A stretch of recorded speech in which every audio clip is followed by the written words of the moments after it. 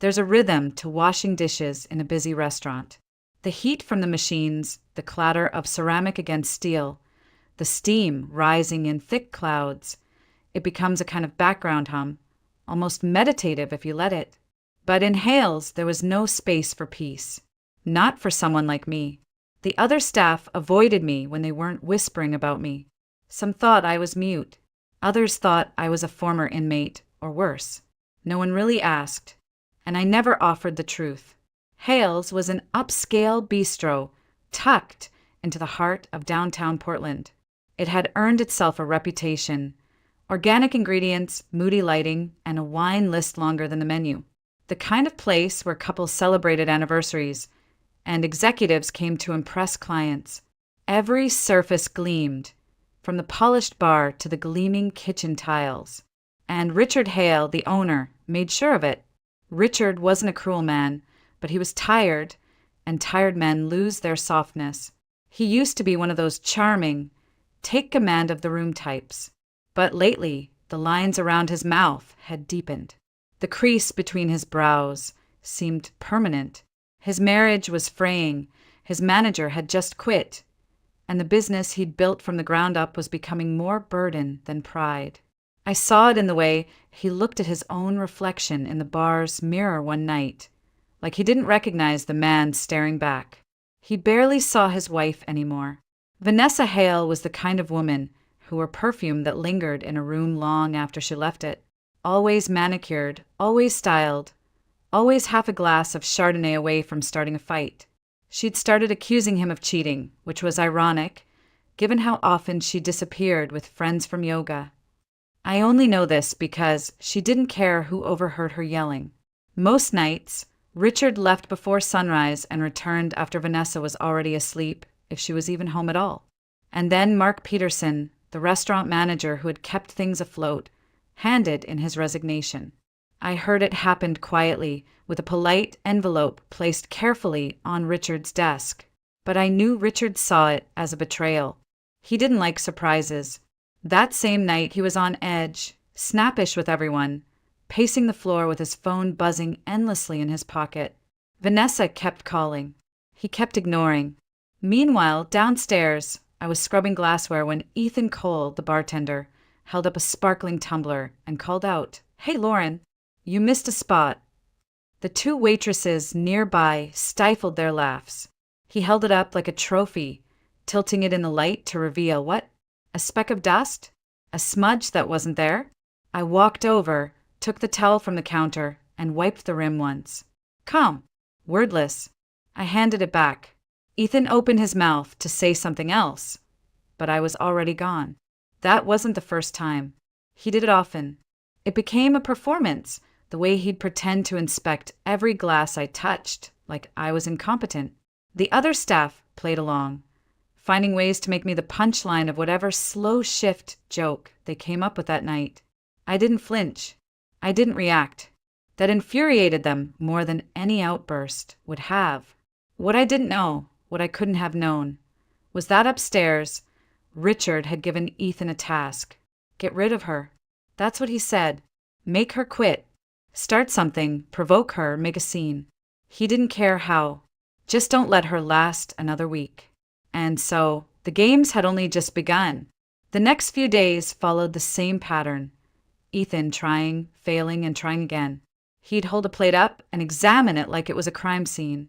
Sometimes he'd mutter just loud enough for the waitstaff to hear, "It's hard to find good help these days," then glance in my direction with a smirk.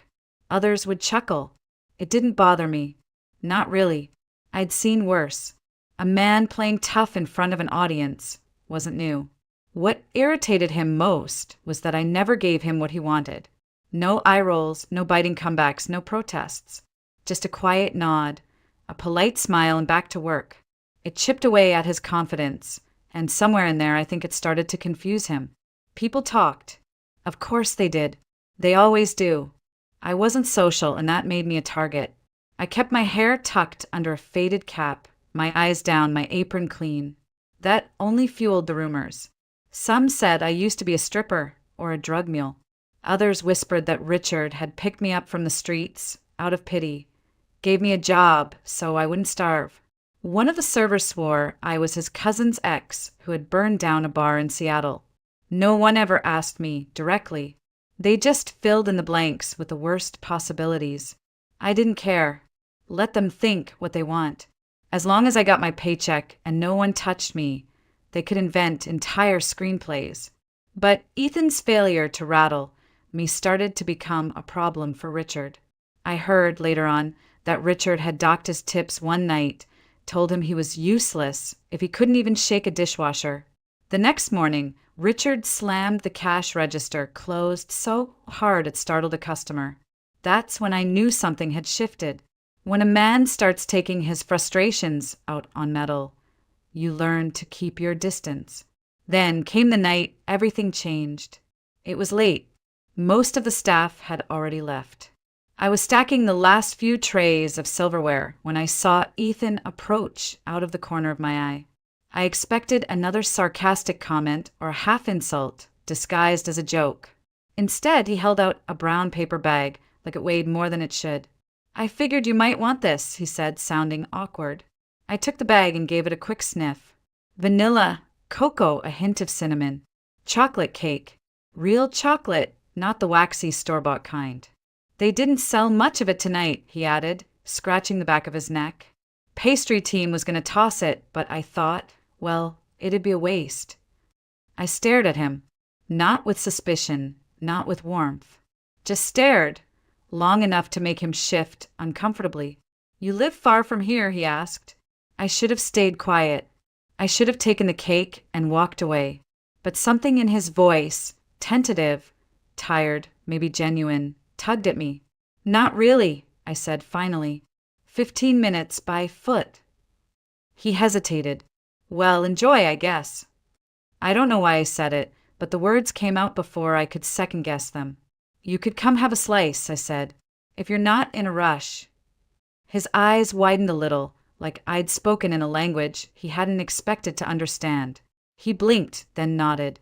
"Yeah, sure. Why not?" That night, Ethan Cole followed me home. He thought he was just going for cake, but that visit would mark the first crack in everything he thought he knew about me, and the beginning of a truth he wasn't ready for. My apartment sat on the 3rd floor of an aging brick building tucked behind a gas station and a shuttered laundromat. The stairs creaked with every step, and the hallway smelled faintly of bleach and damp carpet. The paint peeled near the baseboards, and the buzz of the hallway light never stopped. I saw Ethan glance around as we climbed, his eyes flicking over the warped door frames and the faded unit numbers. I said nothing. Inside, the place was small, just one room and a kitchenette, with a tiny bathroom in the corner and windows that rattled when the wind blew. But I kept it clean, always. There were yellow curtains hanging from the windows, not much, just cheap fabric clipped to a piece of string, but they caught the late light in a way that made the room feel warmer. On the windowsill, a chipped ceramic mug held a small bouquet of fake daisies. The sofa was secondhand, the coffee table scratched, but it was mine. Ethan stepped in and hesitated. He looked like he wasn't sure whether to take off his shoes, sit down, or bolt. That awkward half-smile stayed frozen on his face. I closed the door behind us and locked it. Then, without warning, I stepped close and shoved him against the wall. It wasn't hard, just firm enough to make a point.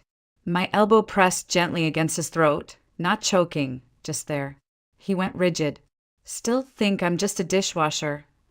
I asked softly. His breath caught. I could feel the rhythm of it under my arm. His eyes were wide now, scanning my face, searching for something. I held him there for just a second longer before stepping back. "I don't like games," I said. "So if this is one, you should go." Ethan raised both hands, still a little stunned. "It's not. I swear. It's cake. I brought cake." I let the silence hang for a beat, then nodded toward the small table near the window. "Put it down. I'll make tea." He exhaled slowly and walked to the table. I heard the bag crinkle as he opened it, heard the shift in his posture as he started to settle in. I moved around the kitchen, quietly heating water, pulling out two mismatched mugs and a tin of black tea bags. I had no sugar, no milk, just leaves and steam. We sat at the table and shared the cake in silence for a few minutes. It was better than I expected. Moist, dark, not too sweet. Ethan seemed to relax a little, even smiled once. I didn't return it. Then I saw his gaze drift toward the fridge. A photo was pinned there with a flower-shaped magnet. He tilted his head. "That your daughter?" he asked. I didn't look. "Yes." "The man next to her?" I paused, the fork frozen, halfway to my mouth. "Someone I used to know." He looked at me again. "You don't seem like the mom type." I set my fork down carefully. "She's 5. Her name is Lily. She looks like you. Everyone says that." "Where is she now?" "At a night care center near the East Park.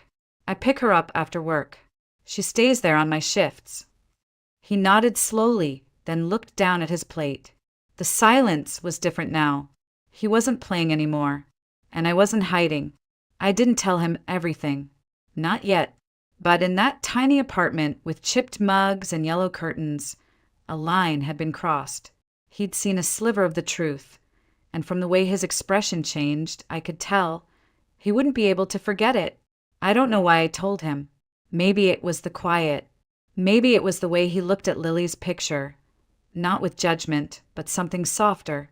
Or maybe I was just tired of carrying it all alone. Whatever the reason, I opened my mouth, and the past came spilling out like a dam had cracked. "I wasn't always like this," I said, staring at my tea. "I used to come from money. My parents were diplomats. Real ones. DC circles, international schools, weekend trips to Europe. I was the girl who wore ballet flats from Paris and spoke 3 languages before I could drive." Ethan didn't say anything, just listened. But I didn't want that life. I didn't care about policy or foreign service or the career path they'd laid out for me like a gilded sidewalk. I wanted to dance. I smiled just barely. There's something about dancing. When it's good, when it's real, it feels like flying underwater. Like you're defying every rule gravity ever made. "My parents hated it," I continued. "They thought I was being reckless, immature. When I got accepted into a contemporary dance conservatory instead of Georgetown, my father called me a disgrace. My mother cried for a week. They told me to pack my bags and get out if I insisted on ruining my life. So I did." Ethan's brow furrowed. I could tell he wasn't sure whether to admire me or pity me. "Best decision I ever made," I said. "Hard, but worth it. I found a crappy dorm room with a shared bathroom and 15 roommates, who all smelled like Tiger Balm and ambition. I waited tables at night and danced all day. And somewhere in that chaos I met Mitchell. His name still caught in my throat. He was in the year above me. Brilliant. Not just talented, visionary. When he moved, people stopped to breathe. We fell in love the way artists do. Fast, wild, dramatic. We got into a touring company right after graduation and spent 2 years on the road. Europe, Latin America, Asia. It was magic. Exhausting, but magic. Then came Morocco. There's a festival in Marrakesh. We were opening night. The company pulled every string to get us that spot. But someone cut corners. The stage stairs weren't reinforced. They collapsed under us during the entrance. Mitchell got the worst of it. Fractured his leg in 3 places. A shard of wood punctured his thigh muscle. The doctors said he might walk again, but dance? Never. I looked at Ethan. He hadn't touched his tea. We came home. Tried to start over. We opened a restaurant, small, Moroccan-inspired, just a few tables. We poured everything into it. Money, recipes, our hearts. And it worked. People loved it. We were planning to expand when Lily came along. I paused. She wasn't planned, but she was perfect. Ethan nodded slowly. I could tell he was starting to understand the shape of the storm I'd weathered. But we hadn't reached the worst part. We got an offer from a group of American importers. They had spice farms overseas and promised exclusive product lines. Better saffron, Rare peppers, new blends. We signed a deal. They even sent a chef to work with us.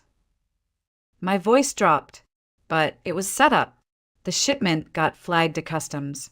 Hidden inside the spice sacks were illegal narcotics, the kind that gets people 20 years behind bars. The chef disappeared. The importers vanished.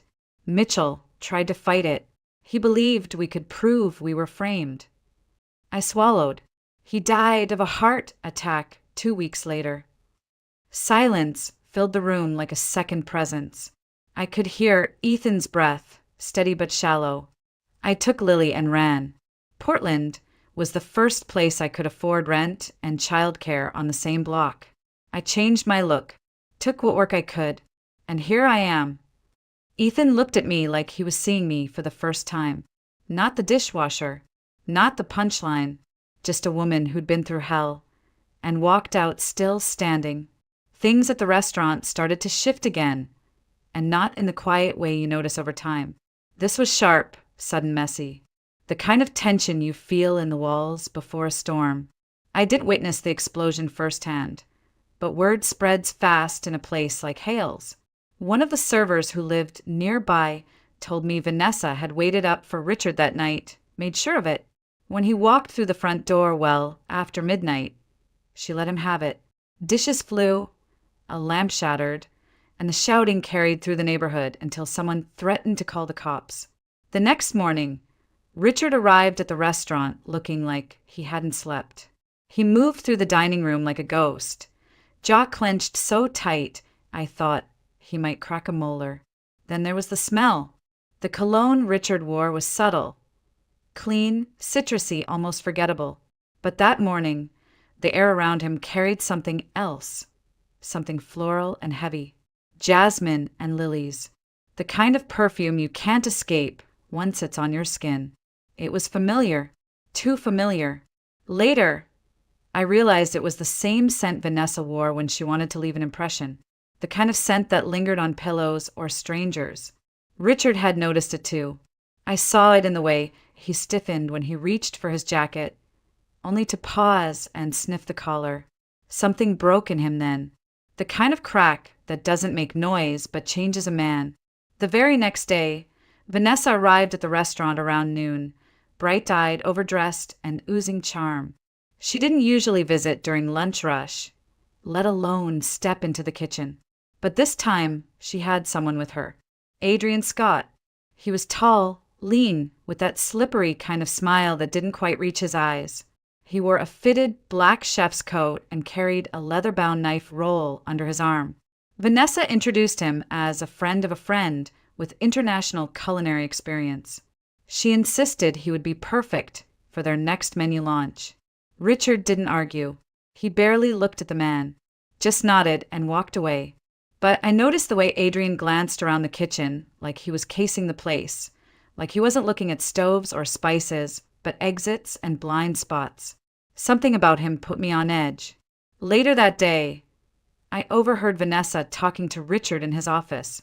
Her voice was sugary but firm. "You owe me," she said. "After last night, you could at least give me this."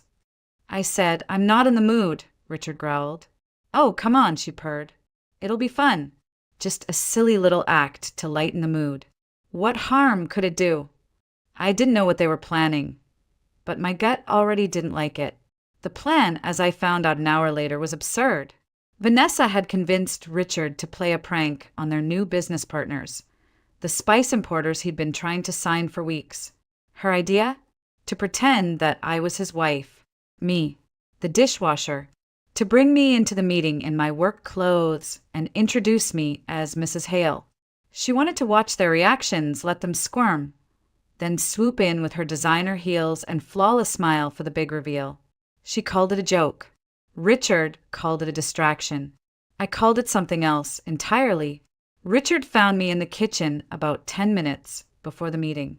He didn't bother with small talk. "I need you to come upstairs," he said flatly.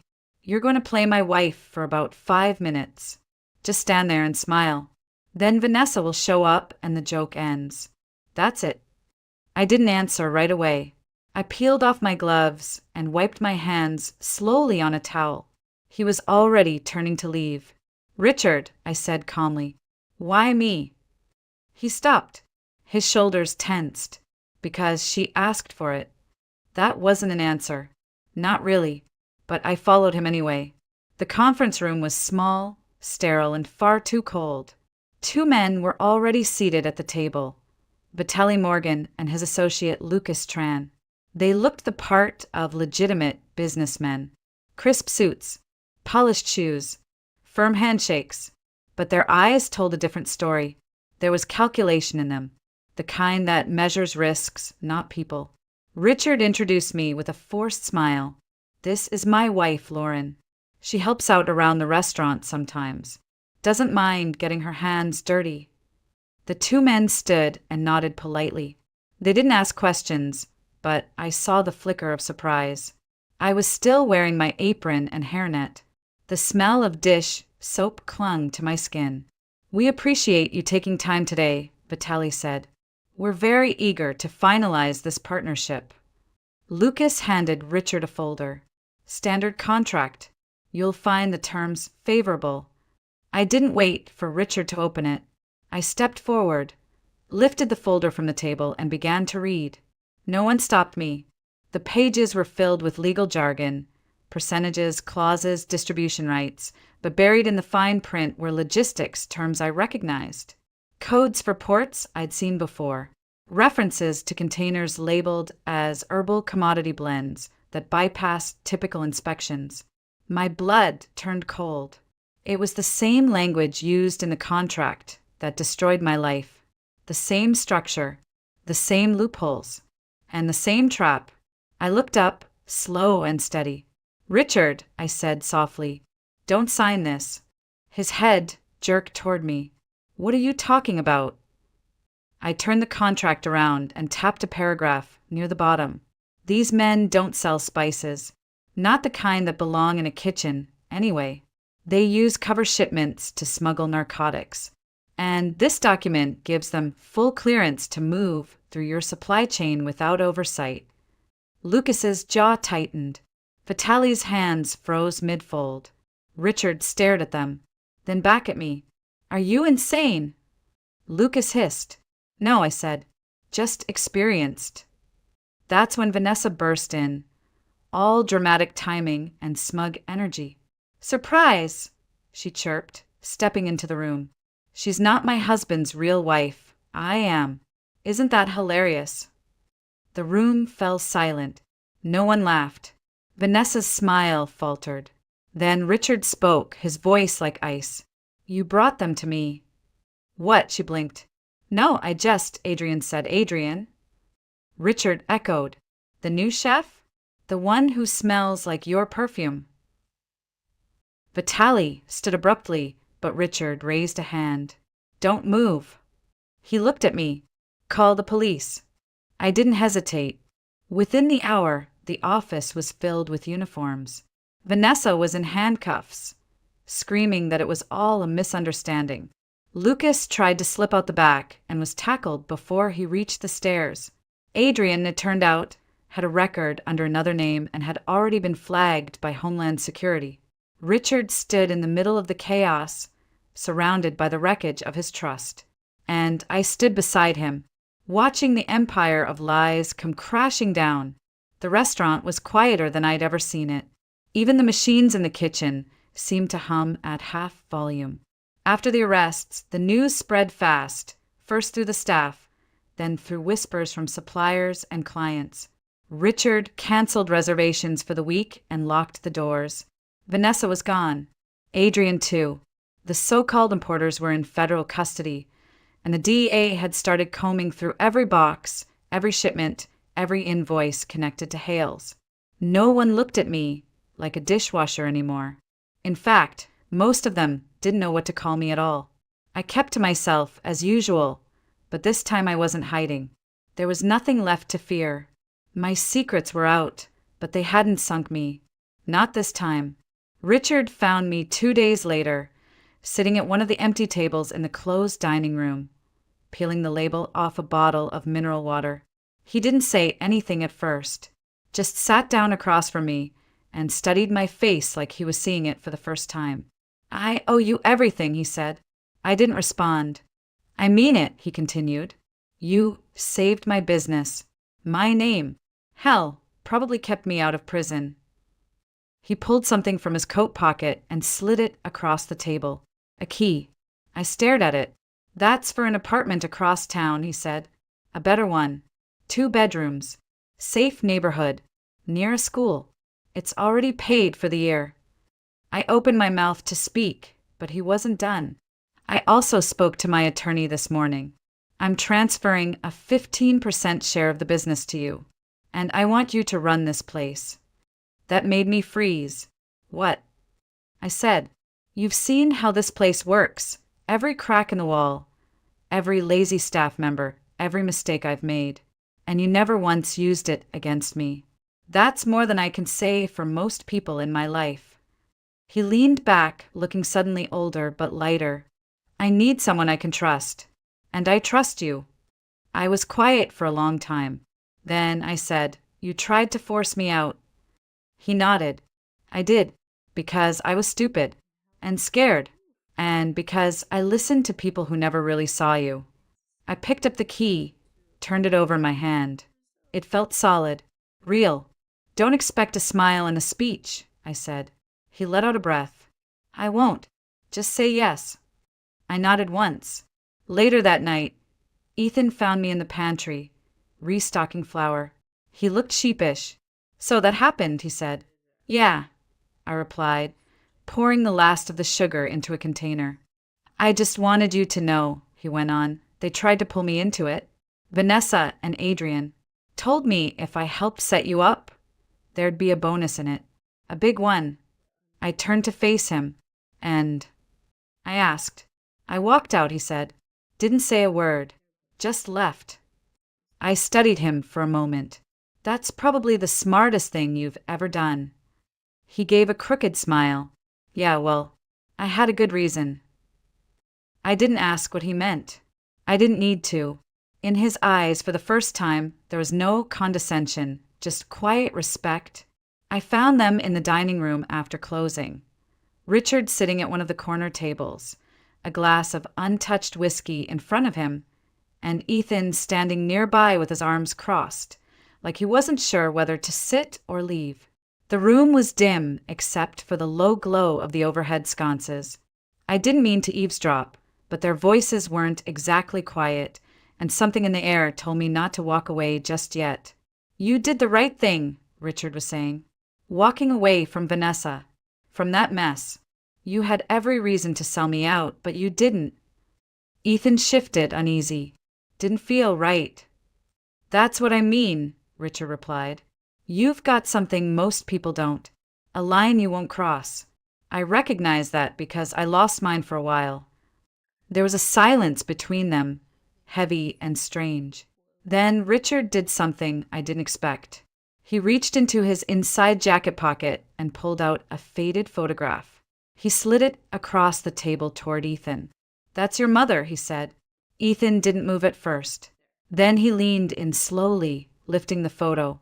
His expression changed in real time, confusion, disbelief, something like awe.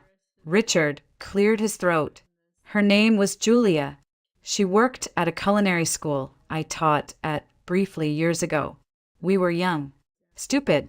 I left when I got a better offer out of state. She never told me she was pregnant." I could see Ethan's shoulders tense. He didn't say anything, just stared at the photo.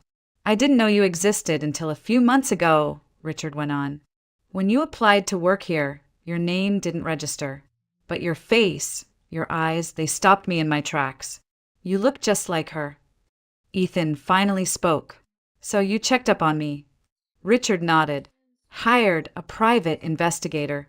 I didn't know how else to be sure.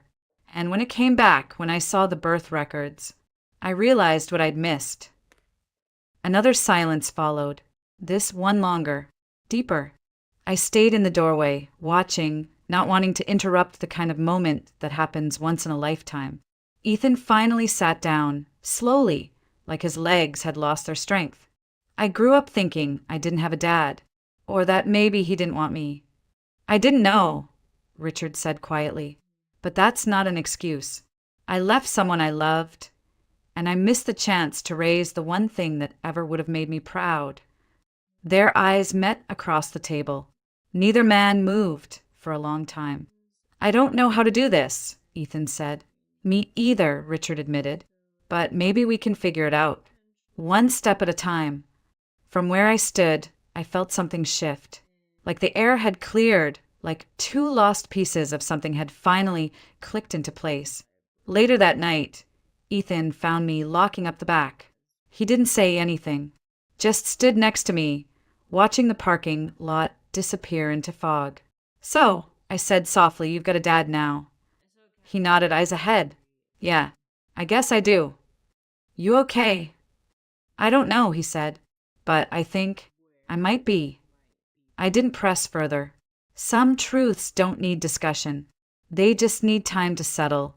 It was a Sunday morning, the kind where the sky forgets to be anything but blue and the breeze carries that crisp promise of change. I stood by the window of our small home on the edge of town, watching Lily chase butterflies across the backyard in her rain boots, even though it hadn't rained in days. She laughed so loud it echoed off the fence and into the trees. That sound alone made everything I'd been through worth it. A full year had passed since the night everything collapsed and rebuilt itself. Richard had married Julia, yes, that Julia, just 3 weeks ago in a quiet ceremony out in Asheville where they'd first met. I wasn't invited to the wedding, but I saw the pictures. Julia wore a sky blue dress, and Richard looked lighter than I'd ever seen him, like something in him had finally been set right. Ethan walked him down the aisle. I think that meant more to Richard than the wedding itself. As for me, I was still at the restaurant, but everything was different now. I managed the floor, ran the books, trained the staff. People looked at me differently, not with suspicion or contempt, but with respect. Some even came to me for advice. I'd stopped hiding behind the wig long ago. My real hair had grown out, curling softly past my shoulders. My face looked different too, less shadow, more light. I didn't wear armor anymore. I didn't need it. One afternoon, just as we were closing up for the day, Ethan leaned against the bar with that half smile of his and asked, "You ever think about starting over?" I raised an eyebrow. "You mean beyond everything we've already started over?" He shrugged, but there was something serious behind the grin. "I mean you and me, not as co-workers or housemates, something more." For a moment, I couldn't speak. Not because I didn't know the answer, but because I had known it for a while. "I thought you'd never ask," I said. He didn't kiss me then. Not yet. He just smiled wider and nodded, like something had been settled inside him. That night, after I tucked Lily into bed and turned off the last lamp, I sat out on the porch with a blanket over my knees and a mug of chamomile tea in my hands. The stars blinked above like quiet reminders. I'd lost so much, but I had also built something new, something no one could take from me. The past still lived in my bones. The betrayal, the running, the pain. But so did the strength, the will to survive, the grace to forgive, not for their sake, but for mine. Lily called me mommy in her sleep sometimes. That word, once so heavy, now felt like light, like music. Ethan moved in slowly over weeks. A book left on the coffee table, his shoes by the door, a second toothbrush.